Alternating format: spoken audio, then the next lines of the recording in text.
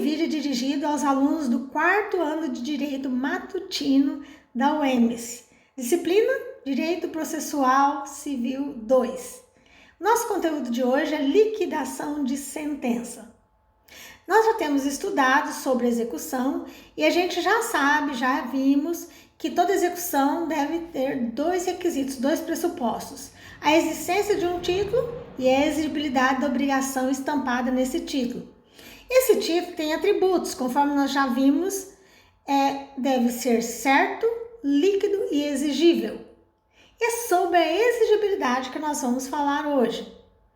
Os títulos executivos extrajudiciais, que estão relacionados, em sua maioria, no artigo 794 do CPC, eles devem necessariamente ser líquidos, ou seja, eles precisam estampar o quanto, o valor da obrigação de pagar, ou que a especificação da coisa a ser dada, a ser restituída, ou o que fazer, o fato a ser praticado ou não praticado, especificamente.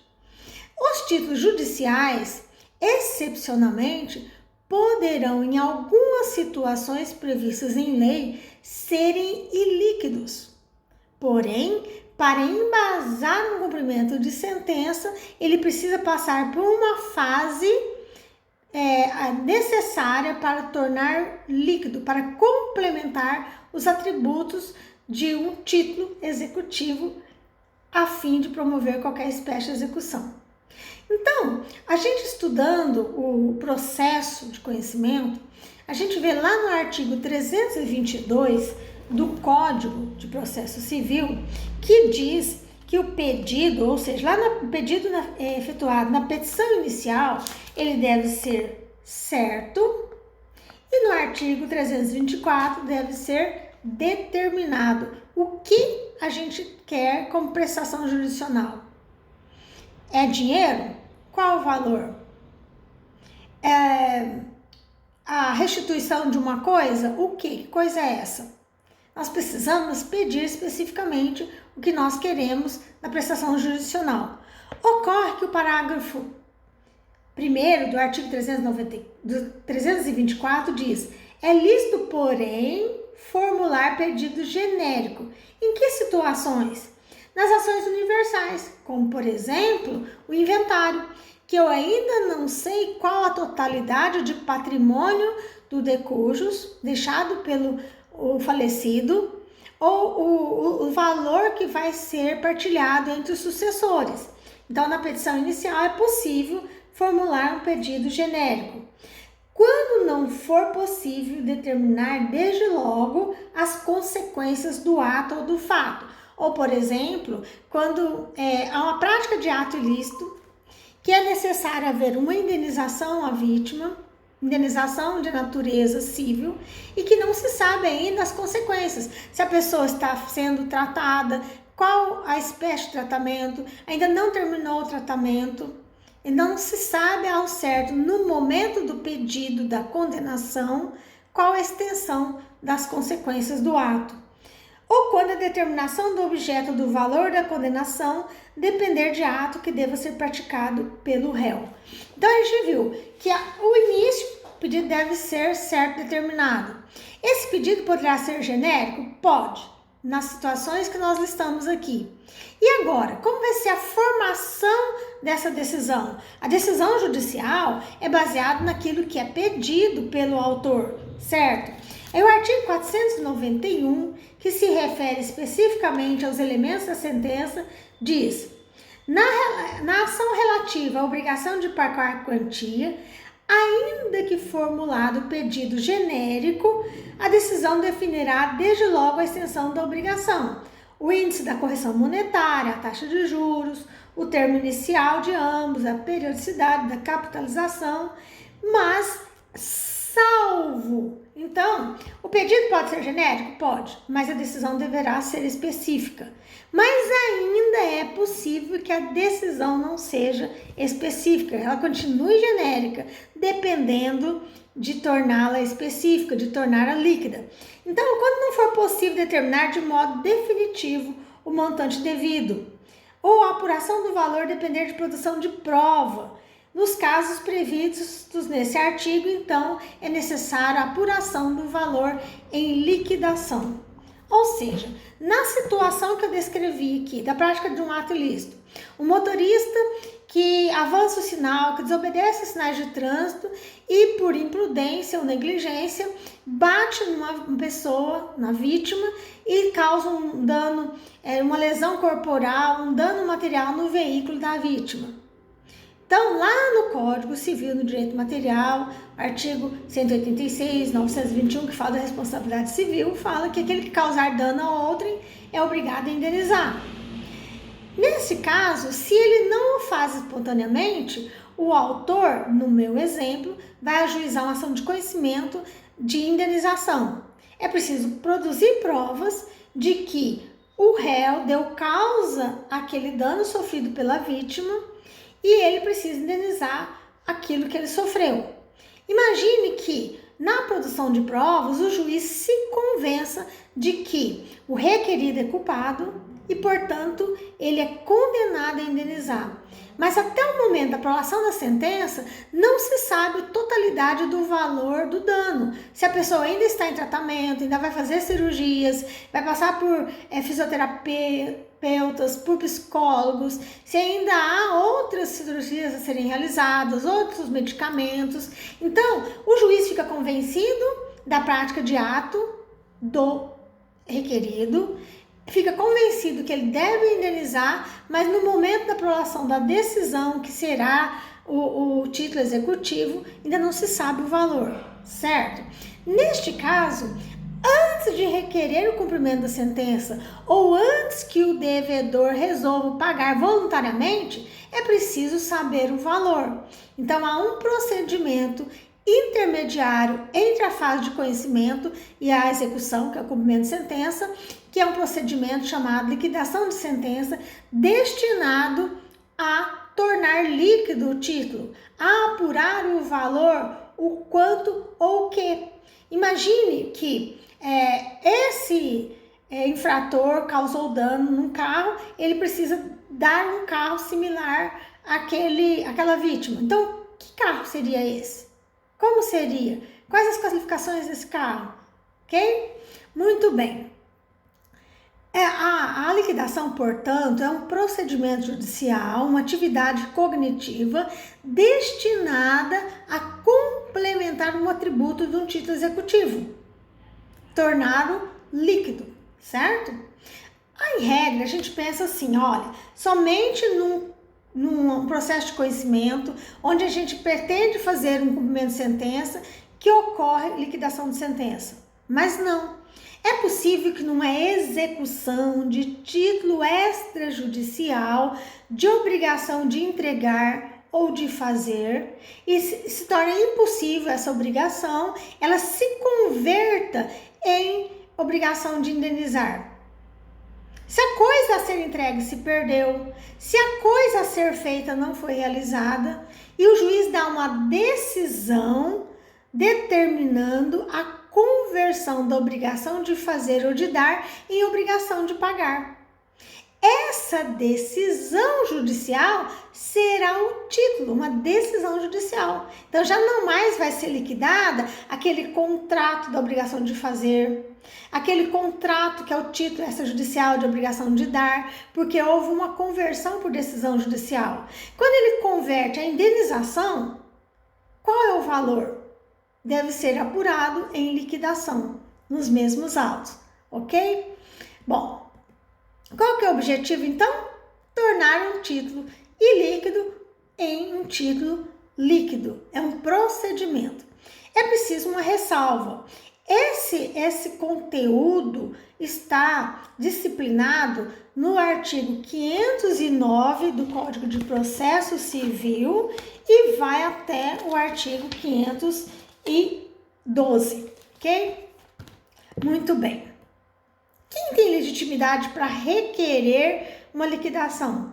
Aqui no artigo 509 diz que as partes, qualquer das partes, pode ser que o devedor, aquele que foi condenado numa sentença, ele queira pagar. Ele não queira passar pela fase de cumprimento de sentença. Ele não quer ser executado, não quer ver um bem ser penhorado e ele quer pagar. Então, ele tem legitimidade para requerer o cumprimento de sentença. Mas, em regra, normalmente é o próprio credor que pede esse requerimento de sentença. É necessário ressaltar que o parágrafo 4º do artigo 509 diz que a liquidação não se presta à rediscussão da decisão. Ele não serve para rebater o conteúdo da decisão, porque neste caso ela precisa passar por um recurso. Não pode ser utilizado o procedimento de liquidação para alterar o conteúdo daquela decisão, modificar o seu julgamento, certo? Qual a competência? Qual a competência para requerer a liquidação?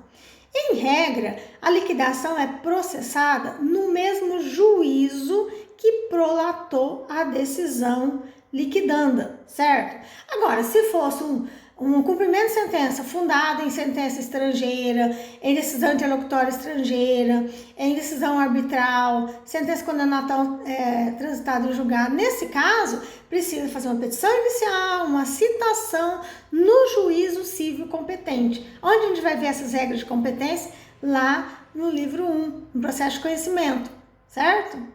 Muito bem. Quais as espécies de liquidação? O CPC prevê duas modalidades de liquidação.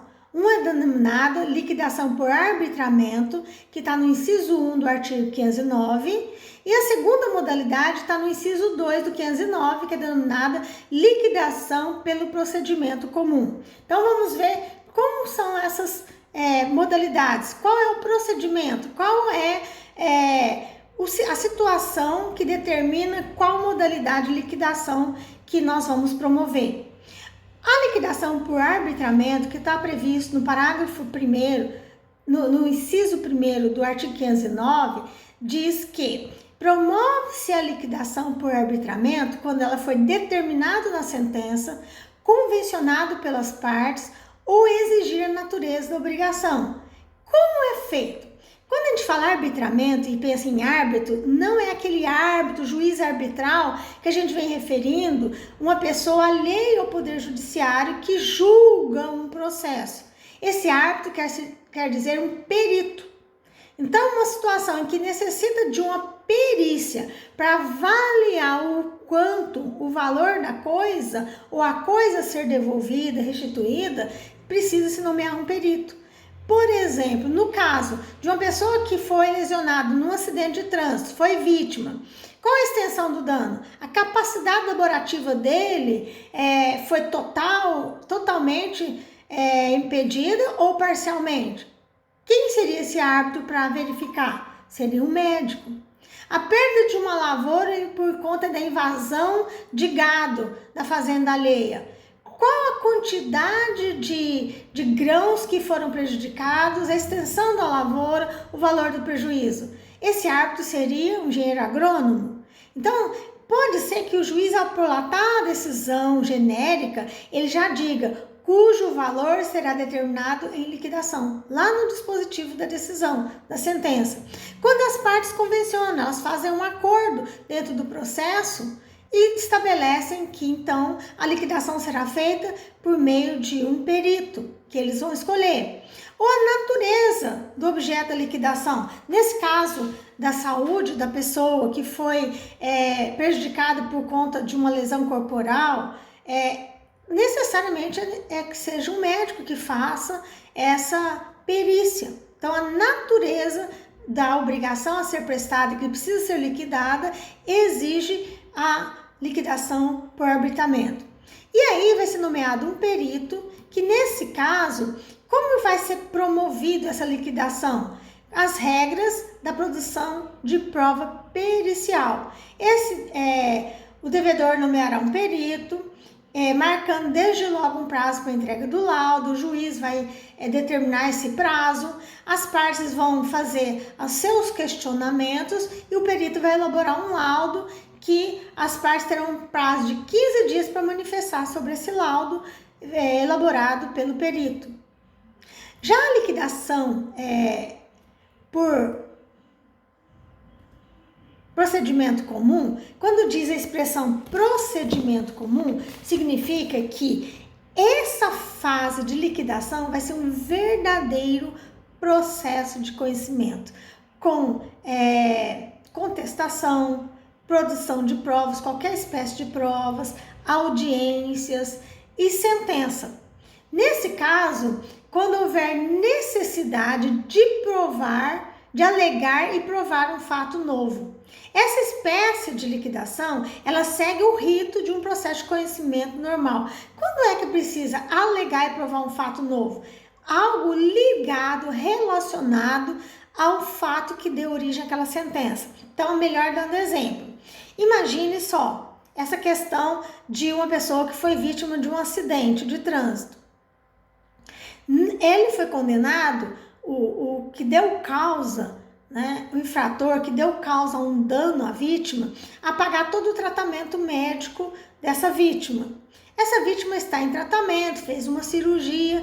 Depois da decisão judicial, descobriu-se que a situação agravou, né? Ele teve uma trombose, vai ser necessário retirar a perna, né? Ou fazer nova cirurgia, outro tipo de tratamento que não tinha acontecido no momento da aprovação da sentença.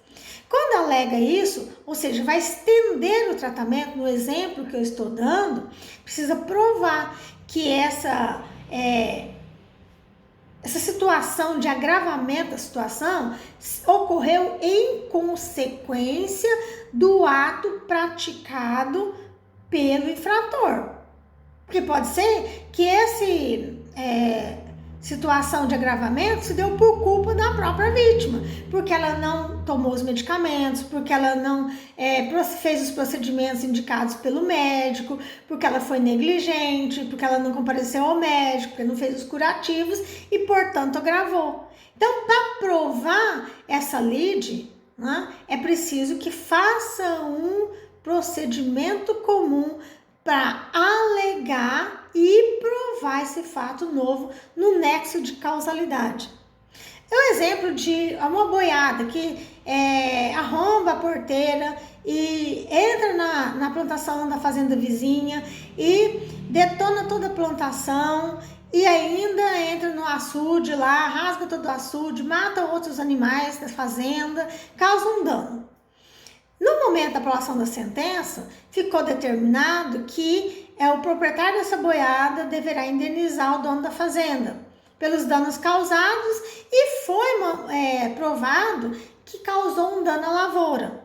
Aí, no momento da liquidação, ele traz um fato novo, que essa lavoura não foi a única que sofreu dano, que a outra parte da outra lavoura, mais à frente, de outros grãos, sofreram dano. Então, é preciso provar se realmente foram os animais do proprietário da fazenda que causaram esse novo dano. Então, para alegar e provar esse novo dano, o nexo de causalidade, nessa liquidação eu preciso provar esse novo fato que aconteceu, que surgiu após a aprovação da sentença e que vai aumentar o valor que estamos prevendo para a liquidação, ok? A liquidação provisória. É muito interessante a gente ver essa questão. No artigo 512 fala que pode haver uma liquidação provisória. Nós vimos que o cumprimento de sentença provisória ocorre quando há um recurso desprovido de efeito suspensivo. Já a liquidação provisória ocorre quando está em grau de recurso aquela decisão e pode já promover simultaneamente a liquidação. Se porventura modificar a decisão no recurso, aquela liquidação fica sem efeito ou total ou parcialmente. O que é necessário a gente observar que a teor do artigo 512 não fala que o recurso necessariamente deve ser recebido no efeito suspensivo. Porque na execução provisória, no cumprimento provisório, pode haver o quê? Perda de patrimônio, né? Expropriação de bens, danos ao executado. A liquidação provisória é tão somente para verificar o valor, o quanto, para tornar o título líquido ou a coisa especificada nas obrigações de dar e de fazer ou não fazer. Não vai invadir o patrimônio do devedor ainda, como acontece no cumprimento provisório. Então, depende se esse recurso foi recebido no efeito suspensivo ou não. É possível. Também é possível que, se uma parte for líquida e a outra for ilíquida, é possível que se faça o cumprimento da parte líquida e a liquidação da parte líquida em autos apartados. Separa-se os autos para que não haja atos processuais misturados, atos de liquidação e atos de execução, que é o cumprimento da sentença, ok? Leiam esses dispositivos e estudem.